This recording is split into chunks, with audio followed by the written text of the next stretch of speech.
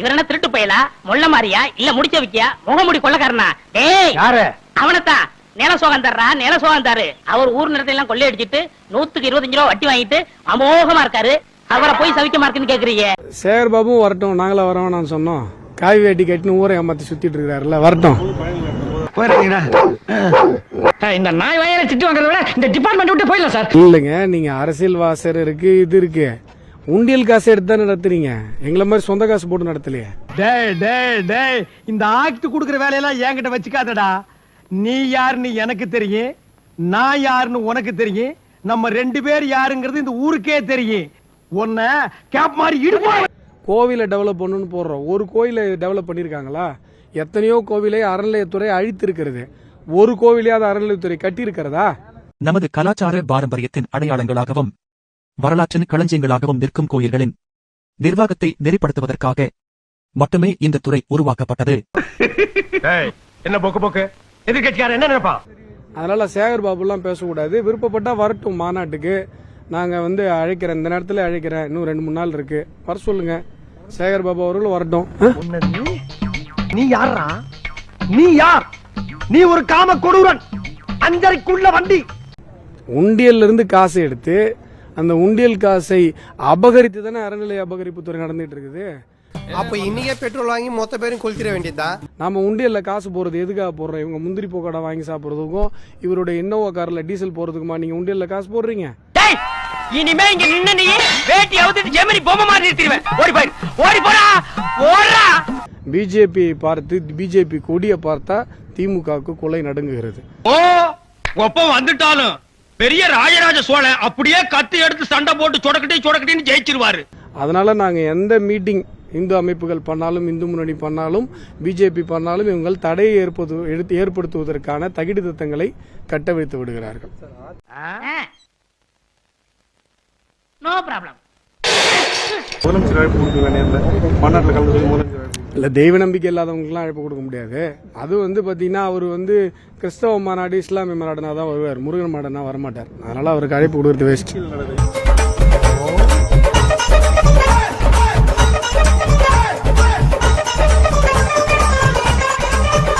உடனே அனுமதி கொடுக்குது. நம்ம மதுரையில் நடந்த மாநாட்டுக்கு பல்வேறு நிபந்தனைகள் விதிக்கிறாங்க சார். அந்த இ பாஸ், அந்த ட்ரோன் கேமரா அலௌட் இல்லை அப்படின்னு. இ பாஸ் கோர்ட்டுக்கு போனாங்க. கோர்ட்டுக்கு போய் கோர்ட்டுக்கிட்ட குட்டு வாங்கி கோர்ட் என்ன சொன்னுச்சு, இப்போ என்ன திமுக காரங்க மட்டும்தான் மீட்டிங் போடணுமா தமிழ்நாட்டில்? வேற எந்த கட்சி மீட்டிங் போட நீங்கள் அனுமதிக்க மாட்டீங்களா அப்படின்னு சொல்லி கேள்வி மேலே கேள்வி கேட்டு உயர்நீதிமன்றத்திடம் கொட்டு வாங்கியதற்கு பிறகுதான் எங்களுக்கு இந்த அனுமதி இந்த திராவிட மாடல் அரசு கொடுத்திருக்கிறது. அட கிறுக்கா, புறமாசத்துல பிறந்தவனே, எதையும் முழுசா கேட்டு போங்கடா, ஏன்டா அவசரப்படுறீங்க? உயர்நீதிமன்றமே என்ன சொன்னாங்கன்னா, அரசியல் கலக்காதீங்க, அரசியல் பேசாதீங்க, பக்தர்கள் மாநாடு தான் நடக்கும்னு சொன்னாங்க. எல்லாத்துக்கும் தலையாட்டிட்டு பெர்மிஷன் வாங்கினாங்க. அதுக்கப்புறம் இப்போ இவர் சொல்லிருக்காரு, முருகனை இப்போ கையில் எடுத்திருக்கோம், 2024 தமிழ்நாடு கையில் எடுப்போம்னு சொன்னா அதுக்கு என்ன அர்த்தம்? திமுக மீட்டிங்கு கூட்டமே வர்றதில்லை, உங்களுக்கே தெரியும். சேர் மட்டும்தான் இருக்குது. வர்ற 4 பேர் அந்த சேரையும் தூக்கிட்டு போயிடுறாங்க. ஆனா திமுக மீட்டிங்கு, விசிக மீட்டிங்னா உடனடியாக அனுமதி கிடைக்குது. ஆனா எங்களுடைய மீட்டிங் பிஜேபி கொடியை பார்த்தாலே புதறாங்க சார். நாங்க போய் ஏற்கனவே இருக்கிற கம்பத்துல கொடி இறக்கிட்டு திருப்பி ஏத்தனா கேஸ் போடுறாங்க. ஆனா திமுக கொடி பாருங்க, நேஷனல் ஹைவேஸ்ல நீங்க சென்னையில இருந்து வாங்க, எத்தனை கோடி இருக்குது? 100 அடி கம்பம், 180 அடி கம்பத்துல எத்தனை கோடி இருக்கு? இங்க திராவிட மாடல் அரசு ஒரு விஷயத்தை பார்த்து பயப்படுகிறது அப்படின்னு சொன்னா பிஜேபியை பார்த்து அஞ்சு நடுங்குகிறது. தேவையில்லாம அதுக்கு ஏதோ வாயை கொடுத்து மாட்டி விட்டுறாரா? ஏற்கனவே பட்ட காய அதிமுக தலைமையிலான கூட்டணியில் இடம்பெறதுக்கு விசிக எந்த நிபந்தனை இல்லை, எந்த அச்சமும் இல்லை. நாங்க பாஜக இருக்கனால எங்களால அங்க சேர முடியாது அப்படின்னு திருமாவளவன் சொல்லியிருக்காரு. ஒன்னு எப்படி கோர்த்தவர்னு பாடுறா? இல்லைங்க, திருமாவளவன் அவர்களை பொறுத்தவரை அவர் திமுகவினுடைய கச்சேரியில ஜங்கு செக்கு போடுற இடத்துக்கு போயிட்டாருங்க. அவள் இல்லாமல் நான் இல்லை, நான் இல்லாமல் அவள் இல்லை. அதனால அவருடைய பேச்சை நம்ம சீரியஸா எடுத்துக்க முடியாது. 2009 உச்சகட்ட போர் நடந்த போது அந்த உச்சகட்ட ஈழத்துல அந்த விஷயங்களுக்கு எதிராக பேசியதாக காட்டிக்கொண்ட கட்சி அங்க 1.5 லட்சம் பேர் இறந்து அந்த ரத்த ஈரம் காய்வதற்குள்ளாக காங்கிரஸோடு கைகோர்த்து, சோனியாவோடு கைகோர்த்து மேடையில் நின்னவர் திருமாவளவன். உழுகாதப்பா புரட்டிடுவானுங்க. அவருக்கு வந்து அரசியல் எத்திக்ஸ் அப்படின்னா என்னன்னே தெரியாது. அதனால அவர் பேசுறத ஒரு சீரியஸா எடுத்துக்கிட்டு எப்படி சார் நீங்க வாங்க ஒரு வாங்க, ஏன் பயப்படுறீங்க? வாங்க, நான் அடிக்கல மாட்டேன். வாங்க.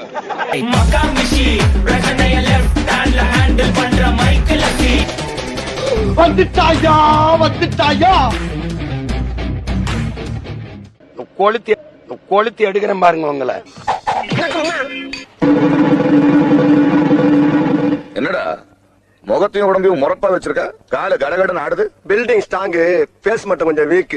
சேட்டா பண்ணிட்டாலே எல்லாம் கொளுத்தி எடுக்கிறேன் பாருங்க உங்களை. ஏய், எனக்கு மர்டர் பண்றதெல்லாம் பவுடர் அடிக்கிற மாதிரி இன்னைக்கு எப்படி அடிக்கிறேன்னு பாரு. நீங்க அடிச்சு கிழிச்சாலும் எங்களுக்கு தெரியும். இங்க எவனா இழிச்சா போய் மாட்டுவான். வழக்கம் போல அவனாவது செய்வான். கொஞ்சம் வெயிட் பண்ணுங்க. அனைவரும் ஏறி போராட்டம் பண்ணீங்க.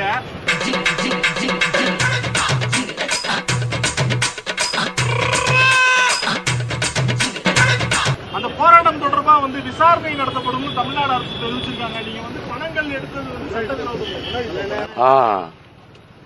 அந்த விசாரணையை நான் எதிர்கொள்ள தயாரா இருக்கேன். என்னென்ன ரீல் விடணுமோ விடு. அந்த விசாரணையை நான் எதிர்கொள்ள தயாரா இருக்கேன். அதில் பாத்துருவோம். இதே எச்ச பையன் இவன் மேல ஒரு வழக்கு வந்தா முதல்ல தலைமறைவாயிட்டு சில நாட்களுக்கு பின்னாடி கோர்ட்டினுடைய நெருக்கடி வந்த பிறகு ஜட்ஜு முன்னாடி போய் ஐயா தெரியாம செஞ்சுட்டங்கயா, தெரியாம பேசிட்டங்கயா அப்படின்னு ஜட்ஜு காலில் விழுந்துட்டு வரக்கூடிய தொடநடுங்கி பையன் இன்றைக்கு அந்த அப்பாவி மக்களை கொம்பு செய்து விட்டு அவர்களை பலியாடாகணுங்கிறதுக்காக பெரிய வீர மாதிரி பேசிட்டு வந்திருக்கான். இந்த ஈன பொழப்புக்கு பேசாம எங்கேயாவது போய் நான் சாதாரண ரவுடி இல்ல, மிகப்பெரிய ரவுடின்னு காட்டுறதுக்காகத்தான் வாண்டடா வண்டியில் ஏறி வந்தேன். நீ ஆளை வச்சு சாராங்க விற்கலாம், குடிக்க வச்சு பல லட்சம் பேர் தாலி இருக்கலாம்.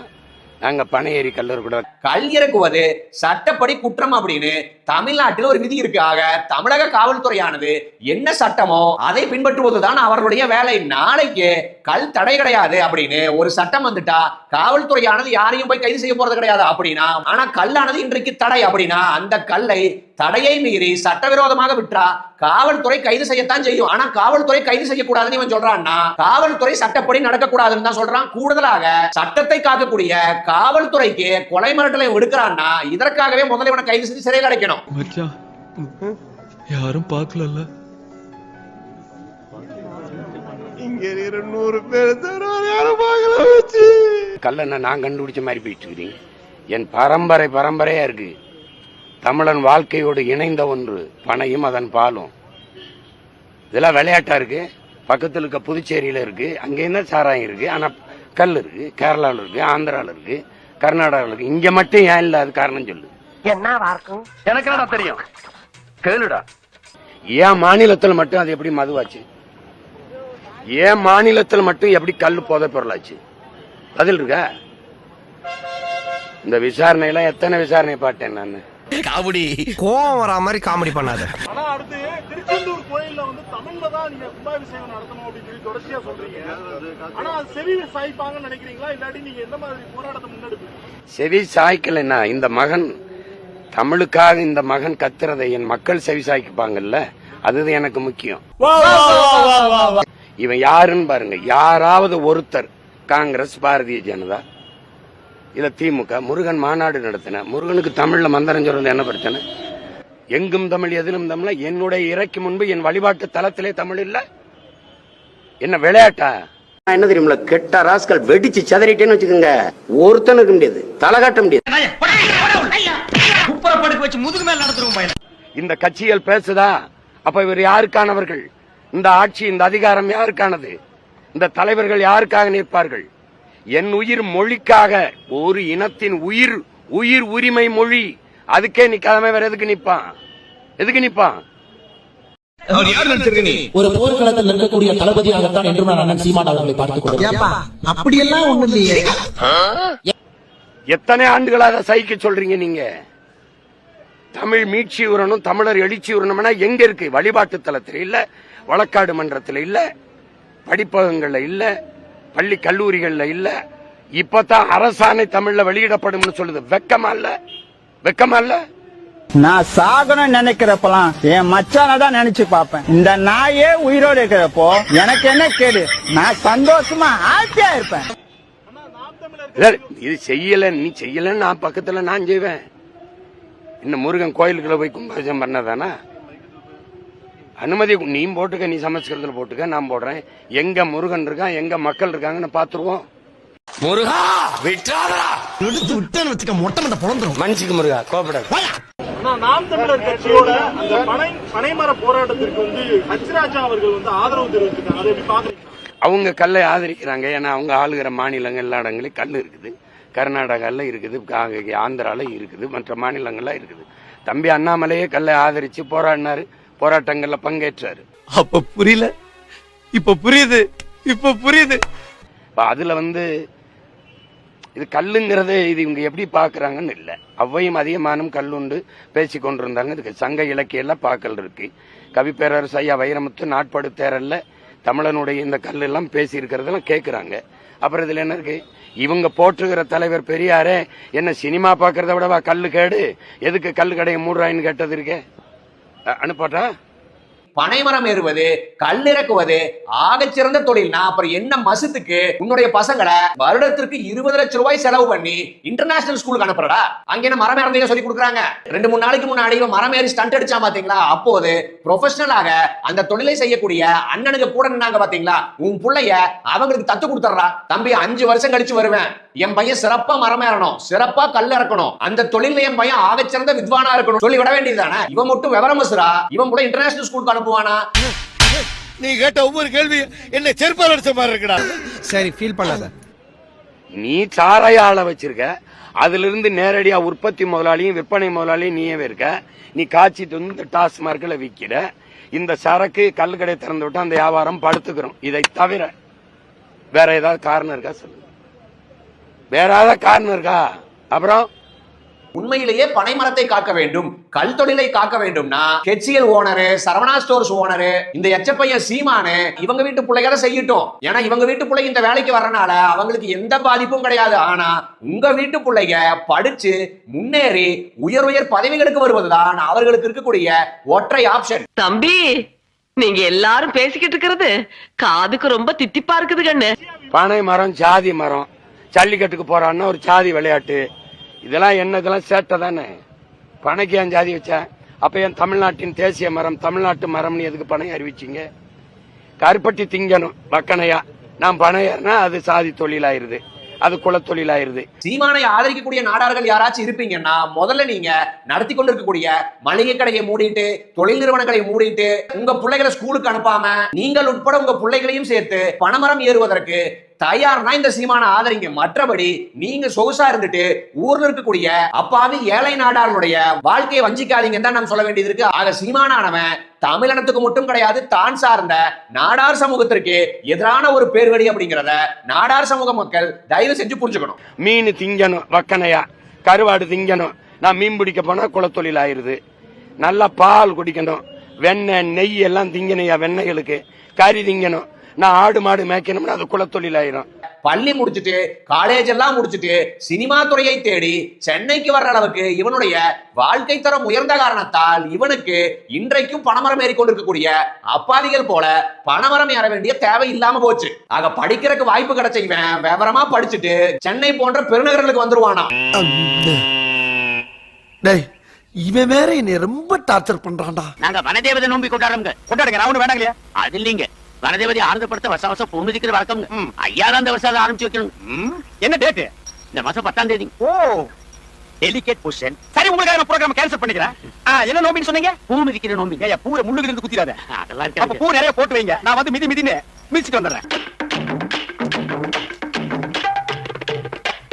Stop the music. கேட்ச் குஞ்சாணி. I very happy. நெருப்புடா. ஐயோ, நெருப்பு போட்டு பாக்குறீங்க. நடக்க விட்டுருங்க. ஐயா விட்டுருங்க. யோ, பூ மிதிக்கலாம்னு வந்தா தீ மிதிக்க சொல்றீங்களா ஐயா? வேணாயா, விளையாடாதீங்க. ஐயோ, ஐயோ, ஐயா. யப்பா, கால் போச்சுடா, கால் போச்சுடா. இன்னொரு விஷயம், எலெக்ஷன் வேற வர போகுது. எனக்கு மாலை போட்டு போட்டோ எடுத்து நல்லா அமகலப்படுத்தினேன். தெரியுதா? சரி, ஓகே, சரி. அதான் எலி ஏண்டா அம்மனத்தோட ஓடுதுன்னா இப்பதான் புரியுது. என்ன பண்ண போறானோ அப்படி. ஐயனாரே குலதெய்வமே, உன் பிள்ளைய குடியேறதுக்கு அப்பா துப்ப. பாஜக கட்சியில் இருக்கீங்க இல்லையா? ஏன் நல்ல கட்சின்னு இருக்கும், நல்ல தலைவர்கள் இருக்காங்க. கரெக்டா அங்கேயே துப்பிட்டானே. இது ஒரு தேசியவாத இயக்கத்துல இருக்குன்னு ஆசை. பாயிண்ட் பிடிச்சிங்க. அப்புறம் அவ்வளவுதான். ஐயோ ஐயோ தெரியாது போல நம்மளை பத்தி. தேசத்தின் தந்தை மகாத்மா காந்திஜி இருக்காருல்ல, ஆமா, அவர் சுட்டது யாரு? கோட்ஸே. கோட்சே எந்த அமைப்பில் இருந்தாரு? குறும்பு அந்த விளையாட்டுல போகவே இல்லப்பா. ஆர்எஸ்எஸ்ல இருந்திருக்கலாம், ஆர்எஸ்எஸ்ல பயிற்றுவிக்கப்பட்டிருக்கலாம், ஆர்எஸ்எஸ்ல ட்ரைனிங் எடுத்திருக்கலாம்.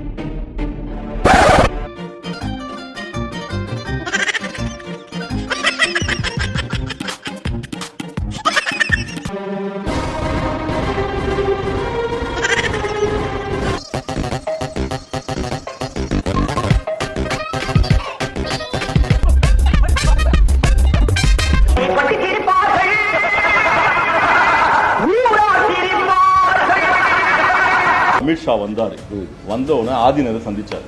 இந்த ஆதினர் ஃப்ராடுன்னு ஊருக்கே தெரியும். கார்ல போகும்போது எனக்கு ஒருத்தர் இடிக்க வந்தான்னு போய் சொன்னார். தொப்பி போட்டிருப்பான், தாடி விட்டுருப்பான் அப்படின்னு சொன்னாரு. எல்லாரும் போய் கூகுள்ல செக் பண்ணாங்க. தொப்பி போட்டு தாடி விட்டு யார் பார்த்தா நம்ம தலைவர் பிரதமர் மோடி தான் தெரியுறாரு.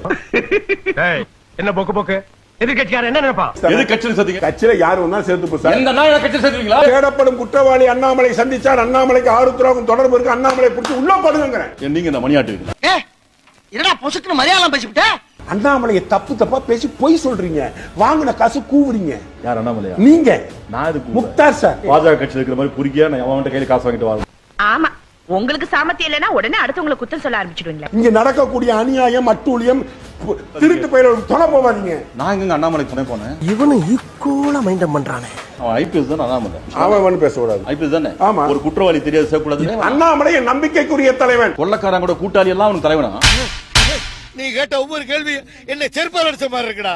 சரி ஃபீல் பண்ணாத. சும்மா ஒரு தலைவன். யார் தலைவன்? ஒரு தலைவன் பத்தி நீங்க பேசக்கூடாது. அவன் அது தலைவன் செத்த தலைவன் இல்ல. இல்ல அவன் தலைவன். எப்படி தலைவன்? இரியா யோசிக்க அப்படியா? தப்புன்னு எப்படி அடிக்கிறது? அப்ப யோசி. பாஜக அமர்வு கட்சிக்குமா எல்லா குற்றவாளிகளும் உள்ள வச்சிருக்கீங்க, கூத்தடிச்சிருக்கீங்க, கட்சியா நடத்துறீங்க. எல்லா கட்சியிலும் புறம்போக்குக்கு இருக்கதான் செய்வானுங்க. தூய தமிழ். ஐயோ எந்த ட்ரெண்ட்ல பேசினாலும் எந்த ரூட்ல போனாலும் விடவே மாட்டேங்கிறானே. நான் என்ன பண்ண? கட்சியில புறம்போக்கு இருக்கலாம், புறம்போக்கே கட்சியில இருக்க கூடாது. ஓஹோ, எனக்கு நிறைய வேலை இருக்குன்னு தெரிஞ்சுக்கிட்டு வலுக்கட்டாயமா உங்களுக்கு.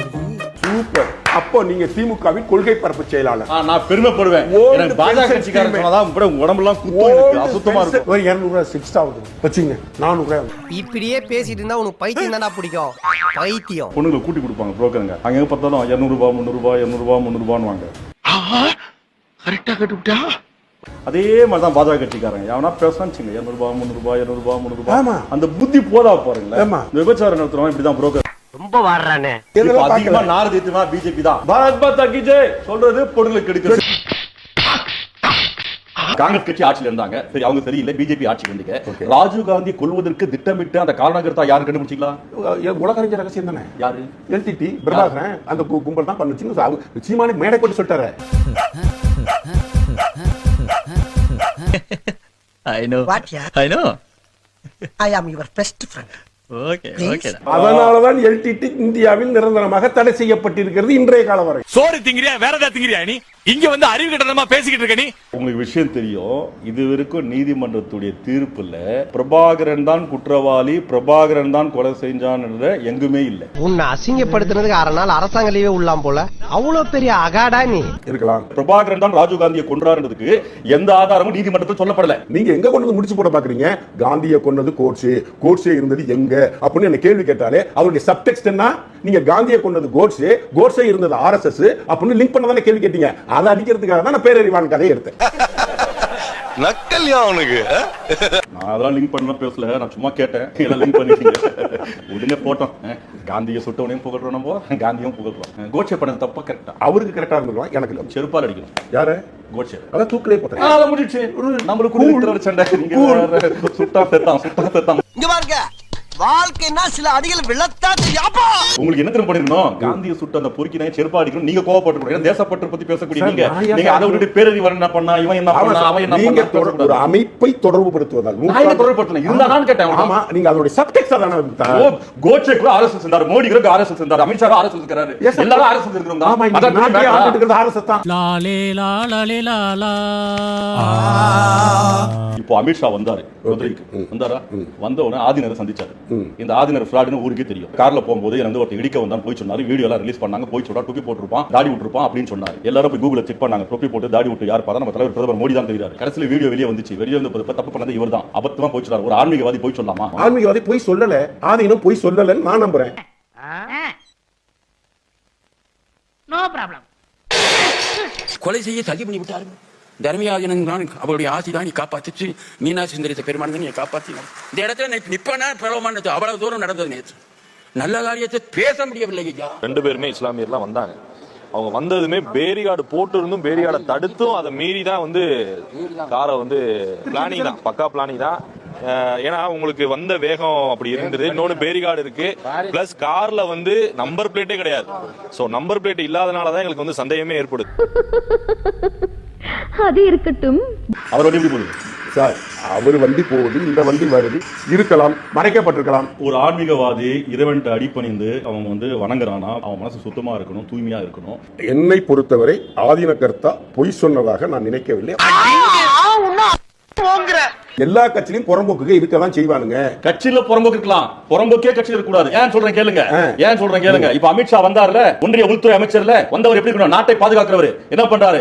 59 வழக்கு யாரு? KR வெங்கடேஷ், தந்தரக்கட்ட செம்மரக்கட்டது எல்லாமே. அண்ணாமலைக்கு வீட்டுக்கு மாசம் மாசம் வாடகை தராரு. நேற்று கைது செய்தாங்க. அவர் கூட அமித்ஷா பூங்குத்து கொடுத்து கை கொடுக்கிறாரு. பாஜக மாதிரி கட்சிக்குமா எல்லா குற்றவாளியும் உள்ள வச்சிருக்கீங்க, கூத்தடிச்சிருக்கீங்க, கட்சியா நடத்துறீங்க. இத ஊரெல்லாம சொல்லிட்டு இருப்பாங்க. சொன்னா நம்ப மாட்டீங்க. அப்ப சொல்லாத. இல்ல சார், சத்தியமா நம்பவே மாட்டீங்க. கோவிலுக்கு பணி செய்ய வருபவர்கள் மற்றும் சாமி கும்பிட வரும் பக்தைகளுக்கு காதல் வலை வீசியபடியே இருப்பார். எதனால டாக்டர் இப்படி ஆச்சு?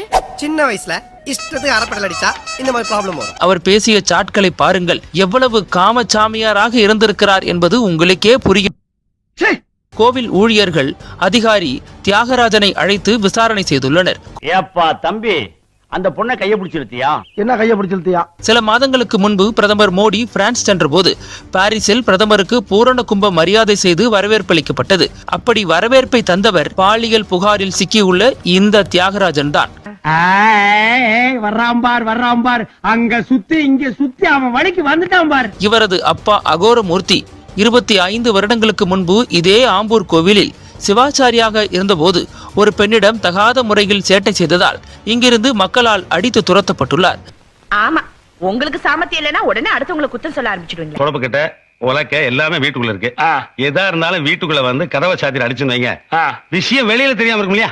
பிரதமருக்கு பூரண கும்ப மரியாதை செய்த கோவில் சிவாச்சாரியார் கோவிலுக்கு தெய்வப்பணி செய்ய வந்த பெண்ணிடம் காதல் வார்த்தை பேசி கோவிலுக்கு உள்ளேயே தவறான செயல்கள் செய்ததாக எழுந்த பாலியல் புகார் பரபரப்பை ஏற்படுத்தி உள்ளது. திருப்பத்தூர் மாவட்டம் ஆம்பூரை அடுத்த ரெட்டித்தோப்பு பகுதியைச் சேர்ந்தவர் 25 வயதான சித்ரா. இவரது பெயர் மாற்றம் செய்யப்பட்டுள்ளது. ஆம்பூரில் பிரபலமான நாகநாத சுவாமி கோவிலில் உழவார பணி செய்ய சென்றுள்ளார். உங்களுக்கு தெரியும், நீங்க சொல்லி புரிய வைங்க. அதே ஆலயத்தில் தலைமை அர்ச்சகராக பணியாற்றுபவர் தியாகராஜன் சிவாச்சாரியார். அவர் மீது அந்த பெண் பரபரப்பான குற்றச்சாட்டை முன்வைத்திருக்கிறார். அதில் என்னை திருமணம் செய்து கொள்வதாக சொல்லி பலமுறை என்னுடன் இருந்தார். எனக்கு சென்னையில் உள்ள பிரபல கோவிலில் வேலை வாங்கி தந்து அங்கேயே அனுப்பி வைக்கிறேன் என சொல்லி நெருக்கமாக பழகினார். இப்போது என்னை திருமணம் செய்து கொள்ள மறுக்கிறார் என கடந்த ஜூன் 4ஆம் தேதி திருப்பத்தூர் மாவட்ட SP ஸ்ரேயா குப்தாவிடம் நேரடியாக சென்று அந்த பெண் புகார் தந்தார். யாரும் பார்க்கல.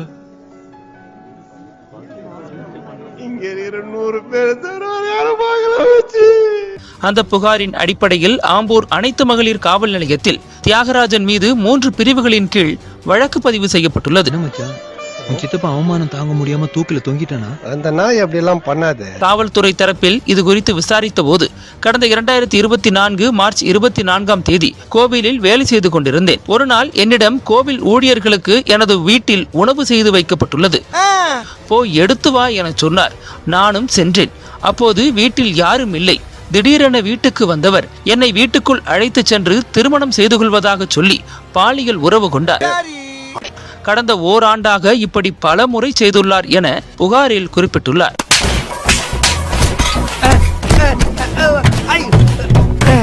அதோடு அந்த தியாகராஜன் இந்த பெண்ணிடம் முகநூல் வாட்ஸ்அப் வழியாக ஸ்டார்ட் செய்ததற்கான ஆதாரங்களும் உள்ளன. எல்லாம் டெக்னாலஜி. அதனால்தான் அவர் மீது வழக்கு பதிவு செய்யப்பட்டுள்ளது என்கின்றனர் போலீஸ் வட்டாரத்தில். கரெக்டா சொல்றானே. இது அப்படியே ஊருக்குள்ள தண்டாரப்பட சொல்லுங்கடா, நல்லா இருக்கும். இது குறித்து நகரின் முக்கிய பிரமுகர்களிடம் விசாரித்த போது 2 பெண்கள் இந்த தியாகராஜன் மீது புகார் சொன்னார்கள். அதில் ஒரு பெண்ணிடம் நகரின் சில முக்கிய பிரமுகர்கள் கட்ட பஞ்சாயத்து பேசி அந்த தியாகராஜனிடமிருந்து 4 லட்சம் ரூபாய் பணம் வாங்கி அந்த பெண்ணுக்கு தந்து சமாதானம் செய்து விட்டனர். பிள்ளைய ரொம்ப அற்புதமா வளர்த்திருக்கமா நீ. மற்றொரு பெண்ணிடமும் பேரம் பேசப்பட்டது. ஆனால் அது படியவில்லை. அந்த பெண் ஆம்பூர் காவல் நிலையத்தில் புகார் தந்தால் நியாயம் கிடைக்காது என எஸ்பியை சந்தித்து புகார் தந்தார். அதனாலேயே எஃப்ஐஆர் போடப்பட்டு தியாகராஜனிடம் விசாரிக்கப்பட்டது. Master plan. இந்த தியாகராஜன் லேசுப்பட்ட ஆள் இல்லை. கோவிலையே தனது அந்தப்புறமாக மாற்றியவர். ஆளை பார்த்தா டம்மி பீஸா இருக்க, பயங்கரமான ஆளா இருக்கேடா. அவருக்கு திருமணமாகி குழந்தை உள்ளது. 2 ஆண்டுகளுக்கு முன்பு கோவிலுக்கு வந்த ஒரு பெண்ணுக்கு காதல் வலை வீசி அந்த பெண்ணுடன் கோவிலுக்குள்ளேயே தகாத வேலைகள் செய்து அந்த பெண் கர்ப்பமாகி குழந்தையும் பெற்றுவிட்டார். உனக்கெல்லாம் போய் ஒருத்தன் பொண்ணு கொடுத்தானே, அவனை சொல்லனியா? அந்த பெண்ணுக்கு பணம் பேரம் பேசினார்கள். அந்த பெண் தாலி கட்டு என சொன்னதால் வேறு வழி இல்லாமல் 2வது திருமணம் செய்து கொண்டு வாணியம்பாடியில் குடித்தனம் வைத்துள்ளார். கலியுக கர்ணனே, நீங்க நல்லா இருக்கணும். உங்கள மாதிரி உள்ளவங்களால தான் இந்த நாட்டுல அப்பப்ப மழையே பெய்யுது. அதன் பின்பும் அவரது லீலை குறையவில்லை. கோவிலுக்கு பணி செய்ய வருபவர்கள் மற்றும் சாமி கும்பிட வரும் பக்தைகளுக்கு காதல் வலை வீசியபடியே இருப்பார். எதனால டாக்டர் இப்படி ஆச்சு? சின்ன வயசுல இஷ்டத்துக்கு அறப்படல் அடிச்சா இந்த மாதிரி ப்ராப்ளம் வரும். அதில்தான் கோவில் உழவார பணி செய்ய வந்திருந்த இளம்பெண்களிடம் தனது காதல் வலையை வீசியுள்ளார். இரவெல்லாம் அவரிடம் செக்ஸ் சாட் செய்துள்ளார். அந்த பெண்ணுடன் அவர் பேசிய சாட்களை பாருங்கள். எவ்வளவு காமச்சாமியாராக இருந்திருக்கிறார் என்பது உங்களுக்கே புரியும் என சொல்லி அந்த ஸ்கிரீன்ஷாட்டுகளை நமக்கு தந்தனர். இந்த பாலியல் புகாரை விசாரிக்க திருப்பத்தூர் டிஎஸ்பி சௌமியாவை சிறப்பு அதிகாரியாக நியமித்துள்ளார் எஸ்பி.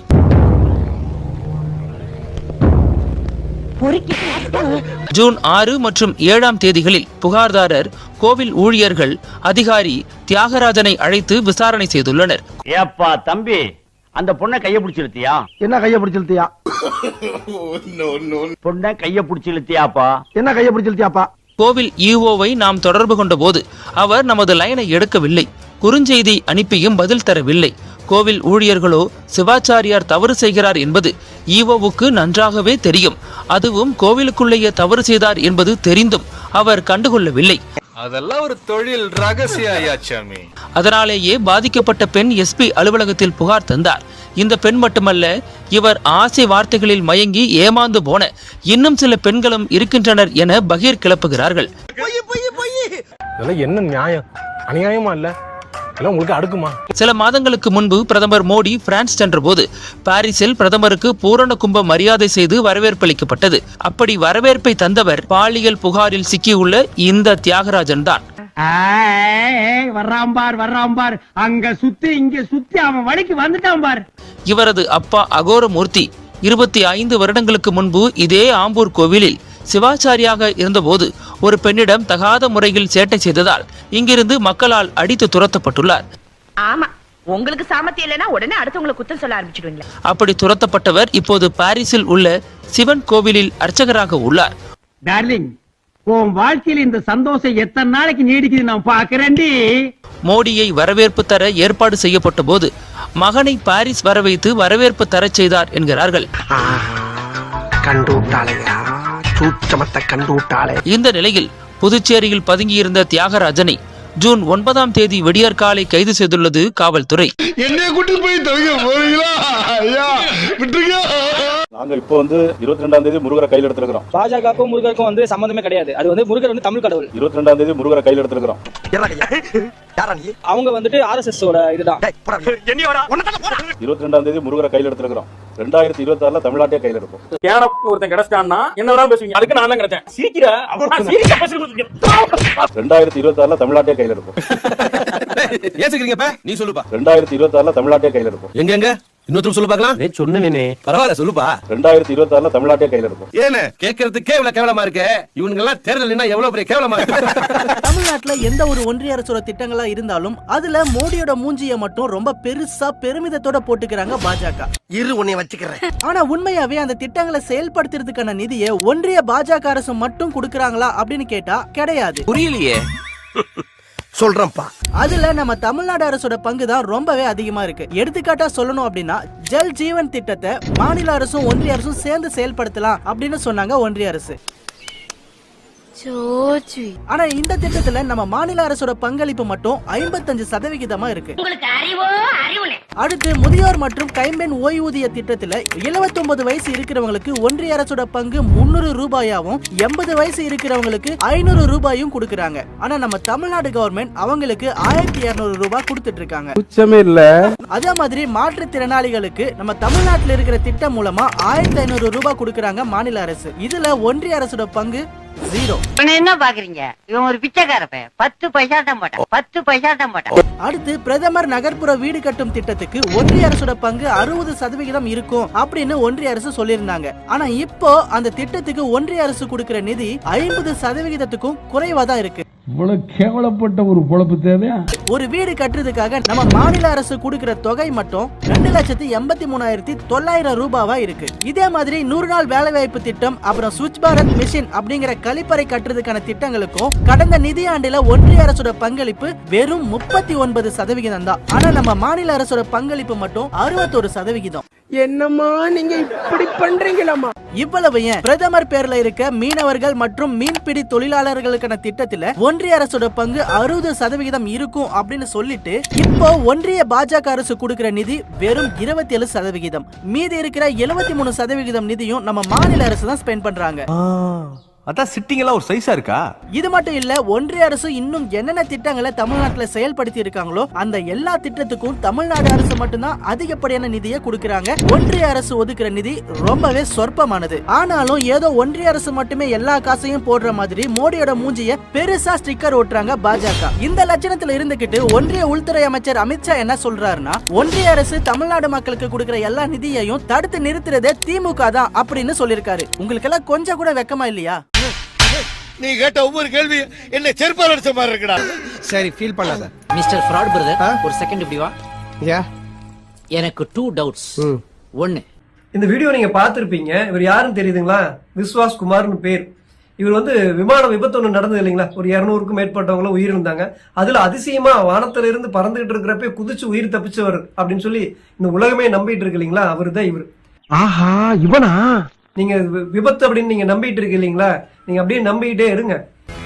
முதல் நாள் தான் எமர்ஜென்சி கதவை திறந்து குதித்து வெளியே வந்ததாகவும், கண் விழித்த போது தன்னை சுற்றி உடல்கள் கிடந்த நிலையில் யாரோ கையை பிடித்து இழுத்து தன்னை மீட்டு ஆம்புலன்ஸில் ஏற்றி மருத்துவமனைக்கு அனுப்பியதாகவும் கூறிய நிலையில் தற்போது அவரது ஸ்டேட்மெண்ட் மாறி இருக்கிறது. தெரியாது போல நம்மளை பத்தி. அவரே சொல்றாரு, விமான விபத்துல இருந்து நான் குதிக்கல. நான் சொல்றேன். Did anybody help you, or you after that you came out on your own? How did you jump from the aircraft? I'm not jumping. Okay. I just walk out in it. Okay. Then ambulance coming in. You did walk out on the building or? No, in floor. On the floor. Yes. ஏதாச்சும் ஒரு பக்கம் ஆட்டு. ஒன்னு இப்படி ஆட்டு இல்லனா அப்படி ஆட்டு. எல்லா பக்கம் ஆட்டுனா எப்படி புரியும்? ஃபர்ஸ்ட் ஃப்ளோர் கீழ. No, in floor. On the floor. Yes. அதுல இருந்து நான் இறங்கி நடந்து போனேன் அப்படிங்கிற மாதிரி ஒரு பேட்டி கொடுத்தா சொல்றாங்க. ஆனா விமானம் வந்து ஒரு கட்டடத்து மேல நிக்குது. அதுலயே முரண்பாடு இருக்கு. கொஞ்சம் ஓவரா தான் போய்கிட்டு இருக்க நீ. இப்ப பாருங்க, இந்த வீடியோல நீங்க பாத்தீங்கன்னா தெளிவா தெரியும். அவரு நல்லா உள்ள போறாரு. போயிட்டு இப்ப நமக்கெல்லாம் சோசியல் மீடியால அந்த உலகமே பயங்கர பரபரப்பா போயிட்டு இருக்கிற வீடியோ எந்த வீடியோ? அவர் உள்ள இருந்து நடந்து வருவாரு. நடந்து வந்து ஆம்புலன்ஸ்ல ஏறி போற மாதிரி தான் வீடியோ வந்திருக்கும். ரெண்டுக்கு ஏதோ சம்பந்தம் இருக்க மாதிரியே எனக்கு தோணுது இல்ல? ஆனா அந்த உள்ள போறதுக்கு முன்னாடி அவர் எங்க இருந்து வந்தார்? விமான விபத்து உள்ள இருந்து நடந்தது இல்லைங்களா? அதுல ஏகப்பட்ட ஃபயர் ஆயிருக்கு, ஏகப்பட்ட விஷயங்கள் நடந்திருக்கு. அதுக்குள்ள இருந்து இவர் எப்படி வந்திருப்பார் அப்படின்னா இப்படிதான். ஏன்னா அவர் உள்ள போயிட்டு அதுக்கப்புறம் அங்கிருந்து வெளியே வர்ற மாதிரி தான் இருக்கு. அகராதி பிடிச்ச பைபிளெல்லாம் வந்து நிக்கிறாங்களே. ஆனா அந்த சோசியல் மீடியா எல்லாரும் என்ன உள்ள இருந்து வர்றதை மட்டும் காட்டினாங்க, உள்ள போறத யாரும் காட்டல. ஆனா இந்த வீடியோ நீங்க பாத்தீங்க அப்படின்னா தெளிவாவே உங்களுக்கு புரியும். ஐயோ புதுசு புதுசா கிளப்பி விடுறாங்களே. இப்ப இதுல இருந்து நீங்க என்ன புரிஞ்சுக்கிறீங்க? இப்ப இவரே உள்ள இருந்து வராரு, உள்ள இருந்து வந்துட்டு நான் வந்து அதுல இருந்து உயிர் தப்பிச்சேன். எப்படி தப்பிச்சேன்? ஃபர்ஸ்ட் ஃப்ளோர்ல விமானம் மாட்டிச்சு, அதுல இருந்து ஒரு டோர் ஓப்பன் ஆச்சு, அதுல இருந்து நான் நடந்து வந்தேன் அப்படிங்கிற மாதிரி பேட்டி கொடுக்குறாரு. அப்படின்னா இந்த உலகத்துல சோசியல் மீடியால என்ன பரப்புதாங்க, விமானம் மேல பறக்கவே அவர் குதிச்சு உயிர் தப்பிச்சிட்டாரு அப்படின்னு. சார் உங்களை யாராலையும் ஏமாத்தவே முடியாது சார், எல்லாத்தையும் கரெக்டா கண்டுபிடிச்சிருங்க சார். You are great. அந்த மாதிரி எல்லாரும் நம்பிட்டு இருக்காங்க. அப்ப இதுவே உண்மையா இல்ல பொய்யா அப்படிங்கறது நான் உங்களுக்கு வீடியோவை காட்டியிருக்கேன். நீங்க பார்த்து தெரிஞ்சுக்குங்க. நீ அறிவாளிட. ஆமா. இந்தியால ஜூன் 12, 2025 அகமதாபாத்ல இருந்து பயணிகளோட லண்டனுக்கு புறப்பட்ட இந்த ஃபிளைட் ரன்வேல இருந்து டேக் ஆஃப் ஆன கொஞ்ச நேரத்துல யாரும் எதிர்பாராத விதமா ஒரு மிகப்பெரிய விபத்து சந்திச்சிருந்தது.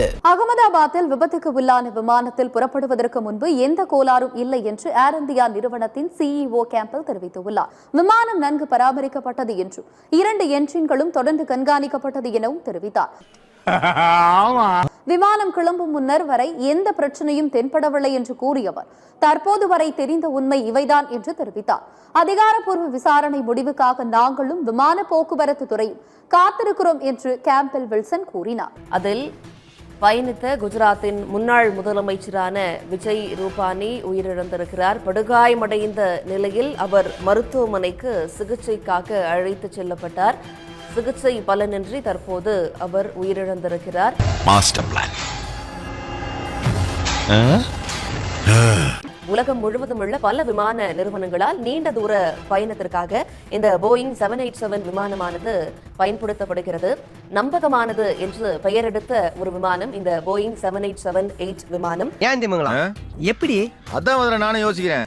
விபத்து நேரிடும் முன்பாக விமானியிடமிருந்து மேடே கால் ஆனது வந்திருக்கிறது கட்டுப்பாட்டு அறைக்கு. இது எமர்ஜென்சி என சொல்லப்பட்டு அந்த கட்டத்திலிருந்து அடுத்த கட்டமான உயர் எமர்ஜென்சி என சொல்லப்படும் நேரத்தில் தான் இந்த மேடே கால் ஆனது கொடுக்கப்படும். அந்த சூழலில் இந்த விமானமானது விபத்தில் சிக்கி நொறுங்கி கீழே விழுந்திருக்கிறது. கீழே விழுந்தவுடன் விமானம் தீப்பற்றி எரிந்திருக்கிறது. ஏர் இந்தியா விமானத்தில் எடுக்கப்பட்ட 2 கருப்பு பெட்டிகளையும் தற்போது அமெரிக்காவுக்கு அனுப்புவதற்கு முடிவு செய்திருக்கிறது.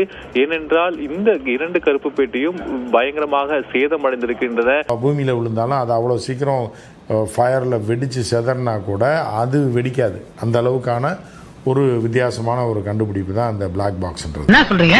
ஸோ அது என்னதான் இது பண்ணி தண்ணிக்குள்ளே விழுந்தாலும் மீண்டும் எடுத்து அது உள்ள இருக்க ரெக்கார்டிங்கை தூக்கிடலாம். தண்ணியும் உள்ளே போகாது, தீயும் உள்ளே போகாது அப்படின்ற மாதிரி தான் அந்த பிளாக் பாக்ஸ். அந்த பிளாக் பாக்ஸை எடுத்துட்டாங்க நம்ம ஆட்கள். Right, okay.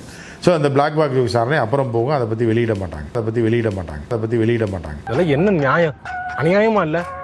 உங்களுக்கு அடுக்குமா? இந்தியாவில் இருக்கக்கூடிய ஆய்வகங்களில் இந்த அளவுக்கு சேதமான இந்த கருப்பு பெட்டியிலிருந்து தரவுகளை எடுக்க முடியாது என்ற காரணத்தினால் தற்போது இது அமெரிக்காவுக்கு அனுப்பப்படுகிறது. அதாவது போயிங் நிறுவனத்தின் தலைமையக அமெரிக்காவில் இருக்கிறது. அங்கு இந்த கருப்பு பெட்டிகள் அனுப்பப்பட்டு அதிலிருந்து தரவுகளை எடுக்கும் பணி தற்போது தொடங்கும் என்று தற்போது தகவல் வெளியாயிருக்கிறது. கருப்பு பெட்டிகளிலிருந்து தகவலை எடுப்பதற்கு குறைந்தது 2 மாதங்களுக்கு மேல் ஆகும் என்றும் தற்போது கூறப்பட்டிருக்கிறது. என்ன விட்டுட்டு போயிட்டியே, நீ தொட்ட மரம் பூ பூக்க வச்ச மரம் காய் காய்க்க. இதுல ஒருத்தர் தப்பிச்சான் பாருங்க, பிஸ்வாஸ் ரமேஷ் அப்படின்னு சொல்லி. இவன் எப்படி தப்பிச்சானா, இல்லை உண்மையிலேயே தப்பிச்சானா, இல்லை உண்மையிலேயே வந்து எமர்ஜென்சி எக்ஸிட்டை ஓப்பன் பண்ணி குதித்தானா, இவ்வளோ உயரத்துலேருந்து குதித்து இந்த நபர் எப்படி உயிரோடு இருக்கிறார் அப்படின்றத, உண்மையிலேயே இந்த நபர் அந்த ஃப்ளைட்டில் ட்ராவல் பண்ணாரா, ஏன்னா இல்லைன்னா இவங்களா கட்டுக்கதை விடுறாங்களா அப்படின்றத மோடி வேற போய் பார்த்துருக்காரு. அந்த நபரை யார், அந்த பிஸ்வாஸ் என்ற உயிர் தப்பிய நபரை லைட்டாக முகத்தில் மட்டும்தான் கிராச் இருக்கு, அதிர்ச்சியில் தான் இருக்காப்புல, வேற எந்த அடி இல்லை, கால் கூட உடையல. சின்ன பிள்ளைத்தனமா இருக்கு. நம்ம ஃபஸ்ட்டு மொட்டை மாடியிலேருந்து கீழே குதிச்சோம்னாலே கால் உடைஞ்சு போயிடும், சரிங்களா? ஆனால் எப்படி இந்த நபர் ஃப்ளைட்லேருந்து எமர்ஜென்சி எக்ஸிட்டை எப்படி ஓப்பன் பண்ணாப்புல, எப்படி டப்புன்னு குதிச்சாப்புல அப்படின்னு பார்க்குறேன். யோசிங்க. என் செல்லக்குட்டி ஏதோ பெருசா யோசிக்கிறேன். விமானம் விபத்தாகி புகை கிளம்பி தீப்பிடித்து எரிவதை ஒருவர் வீடியோ எடுத்தது போன்றும், அப்போது அந்த விபத்து நடந்த இடத்திற்குள் ஆபத்தாக ஒருவர் நுழைய முயல்வது போன்றும் அந்த காட்சியில் உள்ளது. இனிமேல் இந்த ஏரியால உன்னை பார்த்த கொண்டு அது விஸ்வாஸ் குமார் ரமேஷ் தானா? அவர் உண்மையிலேயே விமானத்தில் தான் பயணித்தாரா என்ற சந்தேகத்தை எழுப்பியிருக்கிறது. விடு மச்சான், உனக்கு நேரமே சரியில்லடா. நேரெல்லாம் நல்லாதான் இருக்குது, சேர்க்க சரியில்லடா. இருப்பினும் அவரது போர்டிங் பாஸ் என ஒரு புகைப்படமும் சமூக வலைதளங்களில் வந்த நிலையில் விபத்து நடந்த இடத்திற்கு எதிர் திசையில் இருந்து எப்படி வருகிறார்? ஒருவேளை வெளியே தப்பி ஓடி வந்தவர் தனது சகோதரர் அஜயை தேடுவதற்காக மீண்டும் வளாகத்திற்குள் ஓடினாரா? இதெல்லாம் எப்படின்னு எல்லாம் தொலைநோக்கு பார்வையோட போகணும்டா. முதலில் அவர் விபத்தில் இருந்து தப்பித்து நடந்து செல்வதாக காட்சி வந்தது. அதுவரை சாதாரணமாக நடந்து சென்ற ரமேஷ் ஆம்புலன்ஸ் அருகில் நடந்து செல்லும் போது காலை மடக்கி அடிபட்டு வலிப்பது போல தடுமாறி சென்றார். பிறகு விமானம் பற்றி எரியும் வளாக கேட்டின் அருகில் இருந்து அவர் வெளியே வரும் வீடியோ வெளியானது. ஆனால் தற்போது இணையத்தில் உலவும் இந்த வீடியோவில் வளாகத்தை நோக்கி நடக்கும் போது மட்டும் அவர் சாதாரணமாக நடந்து செல்வது போல உள்ளது. யார கேக்குறான்? மருத்துவமனை கட்டிலில் அமர்ந்தபடி விஸ்வாஸ் அளித்த பேட்டியில் ஆங்கிலத்தில் தப்பு தப்பாகவும் திக்கு திணறியும் பேசியிருப்பதாக கூறிய சமூக வலைதள பயனர்கள் சிலர் இந்த புலமையை வைத்து அவர் எப்படி 20 ஆண்டுகளுக்கு மேலாக இங்கிலாந்தில் இருந்தார் என்ற கேள்வி எழுப்பி வருகிறார்கள். இதெல்லாம் பாக்குறப்பதான் உண்மையில சந்தேகப்பட்டு நான் திட்ட வேண்டியது. முதல் நாள் தான் எமர்ஜென்சி கதவை திறந்து குதித்து வெளியே வந்ததாகவும், கண் விழித்த போது தன்னை சுற்றி உடல்கள் கிடந்த நிலையில் யாரோ கையை பிடித்து இழுத்து தன்னை மீட்டு ஆம்புலன்ஸில் ஏற்றி மருத்துவமனைக்கு அனுப்பியதாகவும் கூறிய நிலையில் தற்போது அவரது ஸ்டேட்மெண்ட் மாறியிருக்கிறது. செய்தியாளர் எமர்ஜென்சி கதவை உடைத்துவிட்டு வெளியே வந்தீர்களா என கேட்டதற்கு, இல்லை, எமர்ஜென்சி கதவும் இருக்கையும் உடைந்திருந்தன, ஒரு கால் மட்டும் கடக்க வழி இருந்ததால் வெளியேறினேன் என்றார். அப்போது விமானத்தில் இருந்து நேரே பில்டிங்கில் குதித்தீர்களா என்று கேட்டதற்கு, இல்லை, திறந்ததுமே ஃப்ளோர் அதாவது தரை தெரிந்தது, இறங்கி வந்த மறுநொடி வெடித்து விட்டது என கூறினார். இங்கிலாந்தில் இருந்தபடி சரளமாக ஆங்கிலம் பேசிய அவரது சகோதரரோ அவரது கவலையெல்லாம் உடன் பயணித்த சகோதரன் அஜயை கண்டுபிடிக்க வேண்டும், அஜய் எங்கே, அஜய் எங்கே என்பதுதான் என கூறியிருக்கிறார். குவார்டர் பாட்டில பாக்கெட்ல மறைக்கலாம், ஆனா பீர் பாட்டிலே மறைக்கலாம்னு பாக்குறீங்க பாத்தியா? It's not. அவருக்கு இங்கிலாந்தில் மனைவியும் 4 குழந்தைகளும் இருப்பதாக சொல்லப்படுகிறது. இத்தனை பெரிய விபத்தில் கூட எப்படி அவர் கையில் போன் இருந்தது? Good question. எப்படி பதற்றமின்றி நடந்து வர முடியும் எனவும் பலரும் சமூக வலைதளங்களில் கேள்வி எழுப்பி வருகிறார்கள். காரணம் புதுசா தான் இருக்கு. ஒரு சிலரோ அவர் விபத்தின் அதிர்ச்சியான மனநிலையில் இருந்து மீடுவதால் இன்னும் சில வாரங்களுக்கு மனக்குழப்பமாக இருக்கலாம் என்றும், அது தெளிந்த பின்பே முழுமையாக நடந்தது நினைவுக்கு வரலாம் என்றும் கூறியிருக்கிறார்கள். அதற்குள் பலரும் சந்தேக கேள்விகளை எழுப்புவதை பார்த்தால், ஏண்டா பொழச்சோமோ என அவரை யோசிக்க வைத்து விடுவார்களோ என்றும் சிலர் கருத்து கூறி வருகிறார்கள். விமான விபத்தில் தப்பித்த அந்த ஒருவர் அதிசய பிறவி என முதலில் பாராட்டப்பட்டாலும் தற்போது சந்தேக கண் முழுவதும் அவர் பக்கம் திரும்புகிறதோ என்ற எண்ணம் உருவாகி இருக்கிறது. முத்து, அவனை யார் என்னன்னு விசாரிப்பா. அவன் சொல்றதெல்லாம் கேட்க கேட்க எனக்கு நெஞ்செல்லாம் படக்கு நடிச்சுக்குது. என்னன்னு கேளுப்பா. அகமதாபாத் விமான விபத்தில் ஒற்றை சர்வைவராக கருதப்படும் விஸ்வாஸ் குமார் ரமேஷ் போன்ற ஒருவர் விமானம் பற்றி எரியும் வளாகத்திற்குள் எதிர் திசையில் இருந்து நுழைவது போன்ற வீடியோ ஒன்று இணையத்தில் சந்தேகத்தை கிளப்பி வருகிறது. எவனாச்சும் எதிர்த்து கேள்வி வைக்கிறீங்களா? புது புது வீடியோ விளக்கங்கள் வெளிவர புது கேள்விகளும் சமூக வலைத்தளங்களில் எழுந்து வருகின்றன.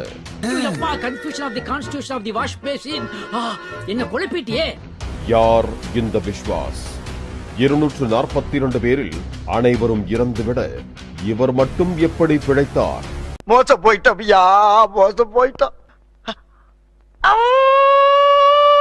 சற்றும் பதற்றமின்றி ஒரு மனிதரால் எப்படி நடந்து வர முடியும்? இந்த கேள்விகள் தமிழ்நாட்டிலோ இந்தியாவிலோ மட்டுமல்ல, உலகளவில் இதுதான் பலரது கேள்வியாகவும் உள்ளது. என்னன்னு நீங்க அரசியல்ல பெரிய கிரிமினலா? நாங்க எப்படி? இந்த நிலையில் இங்கிலாந்து செய்தி ஊடகம் பள்ளி மாணவன் மொட்டை மாடியில் இருந்து எடுத்து வெளியிட்ட வீடியோவின் பிக்சல் தரத்தை கூட்டி பார்த்து புதியதொரு தகவலை கூறியிருக்கிறது. நீங்க பேர் வாங்கணுங்கிறதுக்காக இப்படி ஆதாரம் எல்லாம் பேசக்கூடாது. ஆதாரம் இருக்கு.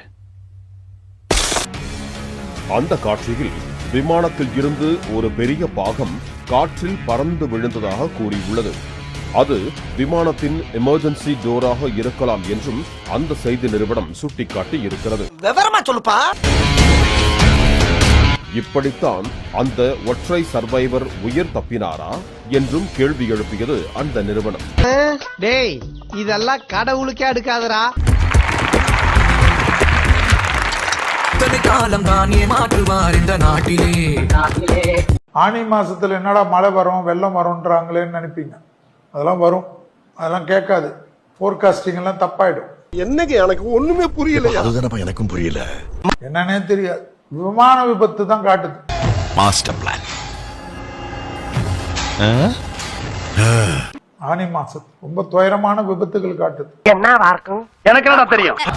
உங்களோட சிஎம் பிஎம்கே எங்க போய் ஓட்டு கேட்கணும், எங்க வேட்டு வைக்கணும், எங்க பிரச்சனை பண்ணணும், எங்க பிரச்சாரம் பண்ணணும், எங்க பணம் கொடுக்கணும், எங்க பணம் வாங்கணும், எங்க ஷால் போத்தணும், எங்க பால் ஊத்தணும், எங்க பேனர் அடிக்கணும், எங்க ஓனர் அடிக்கணும்னு சொல்றது நாங்க. அதே போல பள்ளி குழந்தைகள் ஸ்கூலுக்கு கொண்டு போறச்ச, என்ன சொல்றீங்க? இந்த கப்பல்ல கொண்டு போறச்ச, படகுல கொண்டு போறச்ச, பஸ்ல கொண்டு போறக்கூடிய, ட்ரெயின்ல கொண்டு போற பள்ளிக்கூட மாணவர்கள் விஷயத்துல அந்த ஆசிரியர்கள்லாம் ரொம்ப கவனமா இருக்கணும். இத்தனை நாளா மூடி கிடந்த அறிவு கண்ண எக்கு தப்ப திறந்துட்டீங்க சார். டூர் எல்லாம் தேவையில்லாத டூர்லாம் இந்த ஆனி மாசத்துல அவாய்ட் பண்ணணுமா. சிலது ஏற்கனவே போஸ்ட்பான் நீங்க பண்ணிருப்பீங்க பிளானிங்க. ஆனாலும் இருந்தாலும் ஒரு ஆசிரியருக்கு பதில் 2 ஆசிரியர் 3 ஆசிரியர்லாம் கூட போகணும். எனக்கு உன் மேலதான் ஒரு சந்தேகம். ஏன் மேலையா? இந்த வீடியோ உங்களுக்கு பிடிச்சிருந்தா கண்டிப்பா லைக் பண்ண மறக்காதீங்க. அப்படியே உங்க நண்பர்களுக்கும் ஷேர் பண்ணுங்க. நீங்க பண்ற ஒவ்வொரு லைக்கும் தான் இந்த வீடியோவை மற்ற நண்பர்களுக்கும் கொண்டு போய் சேர்க்கும். மறக்காம சப்ஸ்கிரைப் பண்ணுங்க. உங்க கருத்துக்களையும் கமெண்ட் பாக்ஸ்ல பதிவு பண்ணுங்க.